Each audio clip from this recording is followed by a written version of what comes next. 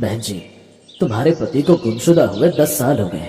उन्होंने मुझसे बहुत पैसे उधार लिए थे और अपना स्कूल मेरे पास गिरवी रखा था 5 साल के लिए। 10 साल हो चुके हैं। इस हिसाब से अभी स्कूल मेरा हो चुका है। प्रधान जी ऐसा मत कीजिए। अब तो वो स्कूल चलता भी नहीं। अगर वो स्कूल आप हमसे ले लेंगे तो हम दोनों माँ बेटी क्या करेंगे? हम लोग तो उस स्कूल में रहते भी हैं, हम रहेंगे कहाँ? मैंने तुम लोगों का ठेका नहीं ले रखा है। और रही स्कूल की बात, तो मैं इस स्कूल को फिर से चालू करूंगा और लाखों रुपए कमा लूंगा। अगर तुम लोग चाहो तो दोनों माँ बेटी यहाँ झाड़ू लगाने का काम कर सकती हो। मैं तुम्हें रहने को भी दूंगा। रहने दो माँ, इन जैसे लालची लोगों के मुंह लगेंगे तो हम भी इनकी तरह लालची बन जाएंगे।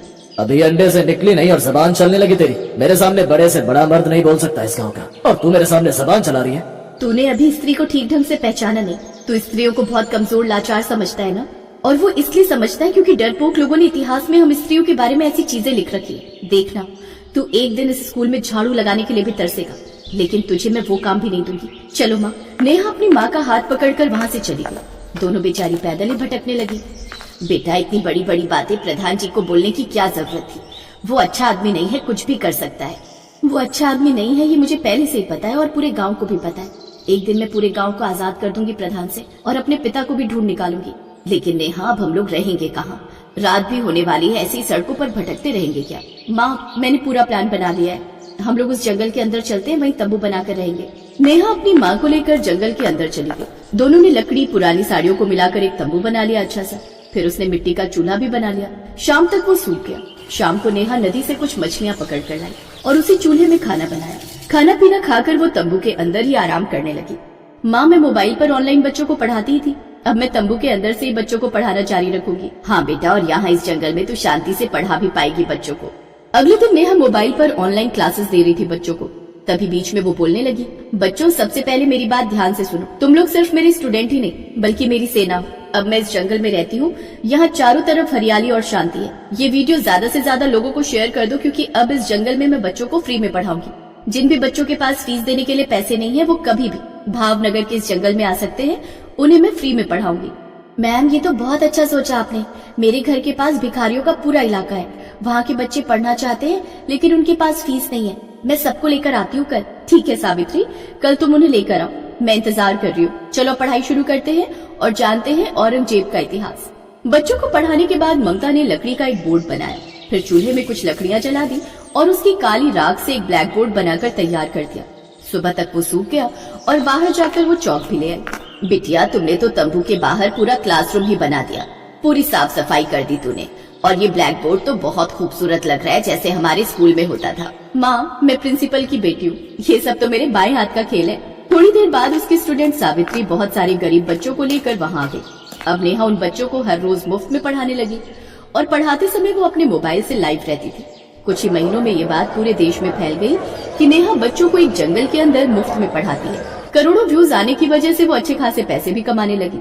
फिर एक रोज उसी जंगल में बहुत बड़ा बिजनेसमैन आया। नेहा जी, आप तो बहुत सारे लोगों के लिए प्रेरणा है। आपके पास ना घर है ना स्कूल, फिर भी आप इतने सारे बच्चों को फ्री में पढ़ाती हैं। मैं आपके साथ मिलकर एक स्कूल खोलना चाहता हूँ। पूरी इन्वेस्टमेंट मेरी तरफ से रहेगी। आप पहले ही वायरल हो चुकी हैं, तो उसका फायदा हम दोनों को मिलेगा। मिस्टर आदित्य, आप मेरे बारे में अभी जानते नहीं हैं। मेरे पिता का एक बहुत बड़ा स्कूल हुआ करता था, लेकिन नेहा ने अपनी पूरी कहानी आदित्य को बता दी। उसके बाद आदित्य और नेहा ने मिलकर एक प्लान बनाया उस प्रधान के खिलाफ। अगले दिन आदित्य अपनी रोल्स रॉयस कार लेकर प्रधान की हवेली पहुंचा। उसके आसपास तमाम बॉडीगार्ड्स और सिक्योरिटी थी। आप तो बहुत बड़े आदमी लगते हैं। क्या मैं आपका परिचय जान सकता हूँ? देखिए, मैं लंदन से आया। मैं इस गाँव में एक फैक्ट्री डालना चाहता हूँ, इसीलिए आपकी परमिशन और जमीन भी चाहिए। मैनेजर, इन्हें 2 करोड़ रुपए दे दो और परमिशन लेटर पर सिग्नेचर करवा लो। 2 करोड़ रुपए कैश देखकर प्रधान के मन में लालच आ गया और उसने बिना देखे ही पेपर्स पर सिग्नेचर कर दिए। अगले दिन आदित्य नेहा के साथ उसके स्कूल आया। मुनीम और प्रधान वहीं पर मौजूद थे। प्रधान, आज तो मुझे पूरी दुनिया जान गई है। तुम तो पहले से ही जानते हो। चुपचाप ये गांव छोड़कर निकल जाओ, क्योंकि ये स्कूल तो मेरे नाम हो ही चुका है। तुम्हारे सारे खेत, तुम्हारी हवेली, सब मेरे नाम हो चुके हैं। ये देखो, इन कागजों पर तुमने ही साइन किया है ना? इसका मतलब तुम लोगों ने मेरे साथ धोखा किया? धोखेबाज के साथ धोखा नहीं करेंगे तो क्या उसकी आरती उतारेंगे? चल भाग यहाँ से तुरंत, वरना अभी पुलिस और मिलिट्री सब बुला लूंगी यहीं पर। अब मजबूरी में प्रधान को वो गांव छोड़कर जाना पड़ा। अब उसकी हवेली, सारे खेत और वो स्कूल, सब कुछ नेहा के नाम हो चुका था। धीरे धीरे रात हो गई। नेहा, उसकी माँ और आदित्य जैसे ही स्कूल के अंदर एंटर हुए, वैसे ही वहाँ पर एक तेज पीली रोशनी हुई, जिससे पूरा स्कूल सोने का बन गया और स्कूल की जितनी बेंचें थी वो चांदी की बन गई। नेहा जी, ये कैसा चमत्कार है? पूरा स्कूल तो सोने चांदी का बन गया। इतने में वहाँ पर नेहा के पिता की आत्मा प्रकट हुई। ममता, नेहा, आज मैं बहुत खुश हूँ कि तुम लोगों ने मेरा बदला ले लिया। इस प्रधान ने मुझे अगवा करके इसी स्कूल के तहखाने में डाल दिया था ताकि वो स्कूल तुम लोगों से हड़प सके। मैंने खुद को बचाने की बहुत कोशिश की लेकिन नहीं बचा पाया और ये दुनिया छोड़कर चला गया। पर अब मुझे शांति मिल चुकी है। आप इस तरह हमें छोड़कर नहीं जा सकते। पापा, पापा भगवान से बोलकर आप वापस लौट आइए ना। ये सब कुछ मैंने आपको पाने के लिए ही तो किया था।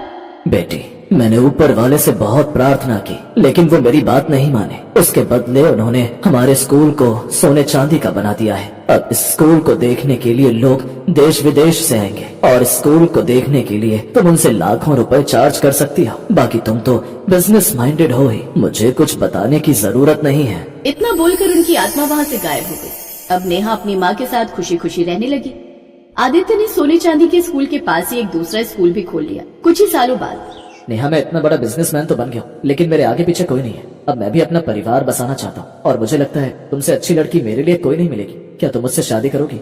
आदित्य, मुझे भी आपका नेचर और आपका बिहेवियर बहुत पसंद है, लेकिन आपको मेरी माँ से मेरा हाथ मांगना पड़ेगा। माँ ने सब कुछ सुन लिया है। मैं तो कब से चाह रही थी कि तुम दोनों शादी कर लो, क्योंकि तुम दोनों की जोड़ी धमाल कर सकती है।